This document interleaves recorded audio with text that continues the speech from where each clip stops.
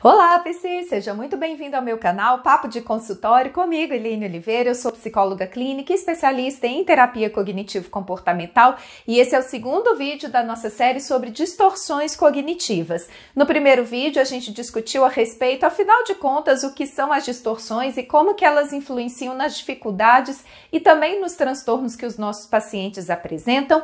E nesse vídeo a gente começa a entender então quais são as intervenções para determinados tipos de distorções cognitivas, ok? Então fica aqui comigo nesse vídeo porque eu vou ensinar uma ferramenta para trabalhar 4 distorções cognitivas, ok? Bora lá então?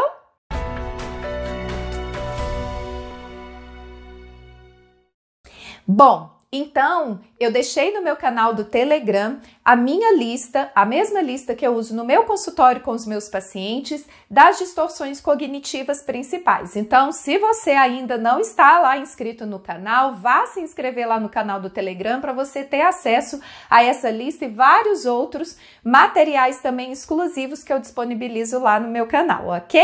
Então, como eu disse, nós começamos então uma ideia de que as distorções cognitivas elas são padrões de pensamento, ou seja, é a forma como eu vou internalizando e a forma como eu vou interpretando de um modo padrão as minhas experiências. Então, o paciente ele vai trazendo discursos para a gente que são as manifestações dos pensamentos automáticos dele e de repente a gente se depara com uma parte que é muito corriqueira, que é muito comum. Apesar da forma como o pensamento se manifesta, o conteúdo dele é muito parecido. Então, hoje nós vamos ver 4 tipos de distorções cognitivas, começando pela leitura mental, que eu até citei no primeiro vídeo, que vai estar aqui também na descrição e vai aparecer o link aqui para você acessá-lo, aonde a leitura mental simboliza o quê? A tendência da pessoa a interpretar ou imaginar com convicção aquilo que uma outra pessoa pode estar pensando sobre ela. Então, o discurso aparece muito assim, não, eu tenho certeza que fulano me acha um completo idiota, né? Ou então, ele tá ali conversando com alguém, apresentando, chegando numa festa e alguém olha para ele e ele fala assim, nossa, a pessoa com certeza tá me achando esquisita, tá pensando que eu sou estranho, e aí ele vai o quê? Interpretando sem ter evidência nenhuma o que está se passando na cabeça da outra pessoa. Além da leitura mental, uma outra que a gente tem muito próxima aí é a racionalidade emocional, ou a gente pode chamar também de emocionalização. O que seria isso? O raciocínio emocional. Seria a pessoa acreditar que o sentimento é um fato. Ou seja, eu sinto que fulana não gosta de mim, logo então fulana realmente não gosta de mim. Então, eu uso as minhas emoções para dizer que algo realmente é verdadeiro. Se eu me sinto triste, logo então significa que as situações elas estão terríveis de verdade. Então, eu sempre vou usar a emoção como uma medida de fato, né? Então, assim, como a medida para interpretar as minhas experiências. E isso, com certeza, né, é uma armadilha, porque emoções não são fatos. Eu posso sentir algo, mas as emoções, elas são o quê? Fruto da maneira como eu interpreto as experiências e não necessariamente o fato sobre essas experiências, ok? Também temos uma outra distorção cognitiva que chama minimização e maximização ou só desqualificação do positivo. A pessoa, então, ela se concentra em fazer o quê? Ela retira tudo que é positivo da experiência e ela deixa só a parte mais negativa. Vamos supor que ela participou aí de um processo seletivo e passou. Quando você dá parabéns, nossa, que felicidade, parabéns, que bom que você conquistou essa vaga, a pessoa ela começa, né, a acreditar, não foi nem muito mérito meu, o processo seletivo estava fácil, eles não encontraram outros candidatos, eu percebi que realmente não tinham candidatos ali que eram tão qualificados e eu acabei tendo sorte e entrando também ali na empresa, sendo selecionado, mas isso não é mérito nenhum. Então a pessoa ela não consegue celebrar as conquistas e tudo que ela percebe dela mesma é minimizado, enquanto da outra pessoa também pode ser exaltado, né? Ah, eu nem fiz tão bem feito quanto fulano, eu nem sei porque realmente eu recebi esse elogio. Então a pessoa, ela passa a ter uma visão mais negativa a respeito de si, das suas realizações, e isso faz com que ela não perceba as conquistas dela como mérito dela também, ok? E nós temos também a supergeneralização ou a hipergeneralização. O que seria isso? Qual que é a ideia, né, dessa distorção cognitiva? É eu potencializar tudo, então usar, né, como nunca, nada, sempre, tudo, né? Usar os superlativos podem representar sim uma distorção cognitiva nesse sentido. Então, todos os homens, né, não são confiáveis, tudo que eu faço não dá certo, né? Nada do que eu realizo é bem sucedido. Então, a pessoa ela vai realmente tendo uma visão mais rígida a respeito das outras pessoas, a respeito de si mesma, a respeito das conquistas. Então, ela fica no tudo, nada, nunca, sempre, né? Sempre que eu tento fazer alguma coisa, nunca dá certo. Então, a gente vai percebendo que ela pega uma situação específica e generaliza para tudo. Então, nesse caso, também é importante o que a gente promover essa flexibilidade cognitiva. E como que nós vamos fazer isso? A gente pode usar a mesma estratégia para esses 4 tipos, então, de distorções cognitivas, que seria a busca de evidência. A busca de evidência é baseada em 3 perguntas. Primeiro, quais são as evidências do que eu estou pensando é verdadeiro ou totalmente verdadeiro? Segundo, quais são as evidências do que eu estou pensando pode não ser verdadeiro ou totalmente verdadeiro? E terceiro, baseado então nas evidências anteriores, existe uma forma alternativa de se perceber essa situação? Então vamos lá, né? Vamos usar o exemplo de cada uma dessas distorções que a gente conversou. Então, na leitura mental, eu tenho certeza que fulano está pensando mal ao meu respeito, né? Então, a gente vem com essa primeira pergunta. Quais são as evidências? Não, as evidências é que eu sinto isso. Às vezes, a pessoa até joga uma segunda distorção cognitiva. Então, as distorções cognitivas, isso é importante frisar, não necessariamente elas acontecem separado. Na realidade, a maioria das pessoas tem mais de uma distorção cognitiva, ok?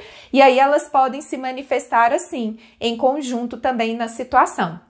Então, nesse caso, né, a pessoa responde e fala, não, eu simplesmente sinto, ou simplesmente eu vejo no rosto dela a expressão toda vez que eu chego perto, né, ela se mostra assim. Bom, o que acontece? Evidências são fatos. O que são fatos, então? Coisas que, se eu chegar diante do juiz e falar, olha, senhor juiz, eu acho que fulana pensa que eu sou inadequada, que eu sou estranha, que eu sou incapaz. Ou eu sinto que fulana não gosta de mim, né? Que é a racionalidade emocional, o raciocínio emocional. E aí, o que o juiz vai perguntar no primeiro momento? Quais são as provas? Quais são as evidências? Então, essa é a ideia de evidência. Não é simplesmente a minha interpretação dos fatos ou o meu feeling sobre isso, e sim especificamente o que são provas. Para eu dizer que eu sei o que uma pessoa pensa, o único caminho ou ela escrever isso ou é ela verbalizar isso. Sem esse tipo de evidência, a gente não sabe necessariamente o que a outra pessoa está pensando. No caso, também vai funcionar essa mesma ideia para o raciocínio emocional. Eu não posso balizar, né, a minha interpretação como fato baseado apenas realmente nas emoções. Então, quais são os fatos, quais são as evidências que mostram que a pessoa não gosta de mim e que ou a pessoa me acha estranho, inadequado, incapaz? Se não houver nenhum tipo de verbalização nesse sentido, nenhuma evidência, né, nenhum comportamento que realmente traga isso, então significa que eu não tenho nenhuma evidência a favor desse pensamento. Aí a gente parte, então, para a segunda pergunta. Então, quais são os fatos, as evidências que podem dizer que aquilo que eu estou pensando não seja verdadeiro ou totalmente verdadeiro? Então, a gente pode começar a resgatar com o nosso paciente, dentro do histórico dele de relacionamento com aquela pessoa, né, ou de estar exposto àquele tipo de situação, várias, né, coisas que podem acontecer em relação a isso. Então, vamos supor que essa pessoa está usando o raciocínio emocional, dizendo então que ela sente que fulana não gosta dela. Bom, se não existe nenhuma evidência a favor disso, existe talvez alguma evidência contra isso? Vamos pensar como que é a sua relação com essa pessoa, quais são as situações que você vivencia. Muitas vezes o paciente até descobre, muitas vezes, que fulano um dia ligou, mandou uma mensagem se preocupando com ela, trouxe, sei lá, um bolo, alguma coisa assim, né, exclusivamente para ela, chamou ela para tomar um café. Então, ela vai buscando ali na história de vida dela e nessa relação evidências que dizem que talvez aquilo que ela esteja pensando não é totalmente verdadeiro. No caso da leitura mental, né, quais são os fatos que podem comprovar que essa pessoa não está pensando mal ao meu respeito? Bom, nesse caso, a gente pode ter um levantamento de hipóteses, né? Então, às vezes a pessoa acha que a outra acha ela inadequada, estranha e incapaz, mas não tem também nenhuma evidência, às vezes, contra, mas muitas vezes tem uma evidência de aquela pessoa ter pedido alguma coisa para ela realizar, de já ter elogiado ela em alguma coisa que ela fez. Então, isso vai nos ajudar a perceber essa situação sob uma outra perspectiva.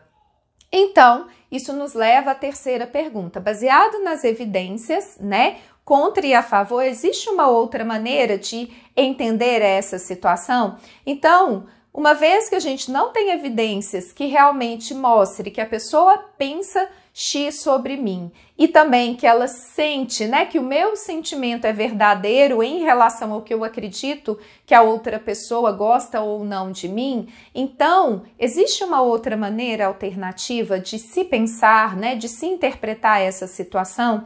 E aí muitas vezes a gente fecha justamente com essa ideia da pessoa falar assim, realmente, né, eu não tenho como dizer o que o outro, né, pensa ao meu respeito e também não necessariamente aquilo que eu sinto é a realidade dos fatos, uma vez que, e aí você vai pegando aquelas evidências que são contra esse pensamento e vai criando então uma resposta alternativa para ele. Ok? A mesma coisa vai acontecer quando a gente está falando da minimização e da supergeneralização, né? Da minimização eu só passei porque não tinha nenhum candidato melhor do que eu. Quais são as evidências que dizem que não tinha nenhum candidato melhor do que você? Quais são as evidências que pode dizer que talvez você realmente seja um candidato bacana para aquela vaga? A partir disso, como a gente então pode perceber essa situação do que aconteceu? Na supergeneralização, a mesma coisa. Quais são as evidências, né, de que nada do que você faz dá certo? A pessoa vai vir com várias evidências, claro, de coisas que ela fracassou. Agora, quais são as evidências que podem mostrar que tiveram coisas que você realizou e que foram bem-sucedidas? E aí, a lista dessas coisas também. Então, a partir disso, como que a gente pode criar uma maneira alternativa, mais flexível, mais funcional de perceber, então, essa situação, de se perceber também nessa situação? Então, dessa maneira, a gente vai conduzindo um caminho, né, de raciocínio muito mais flexível, muito mais funcional, então, para os nossos pacientes, ok? Então, se você quiser saber mais a fundo em relação a esses tipos de distorções cognitivas, fica novamente o convite para ir lá no canal do Telegram, você baixar a lista de distorções cognitivas. Eu deixo um quadradinho na frente de cada uma, porque eu apresento ela para o meu paciente, mando para ele, né, ou entrego a folha para ele levar para casa e ele vai marcando todas as distorções que ele percebe e a partir dessas distorções nós vamos fazendo os manejos necessários E uma vez, então, que a gente consegue fazer essa reestruturação cognitiva, o nosso paciente passa a se perceber, perceber o mundo e perceber o futuro de uma maneira mais funcional e produtiva para ele, ok? Então, espero que esse vídeo tenha contribuído. Fique aqui comigo nos próximos vídeos, onde eu vou continuar falando de outras distorções cognitivas e estratégias de manejo também, ok? E se você gostou, não deixe de curtir, comentar, deixe o seu comentário aqui, tire as suas dúvidas também, compartilhar com os outros PCs e se inscrever aqui no canal. Quando você se inscreve, você dá uma força toda especial aqui no canal e ajuda também o canal a ampliar mais esse conhecimento a outros PCs, ok? No mais, então, desejo muito sucesso em seus atendimentos, um beijo e até a próxima. Tchauzinho!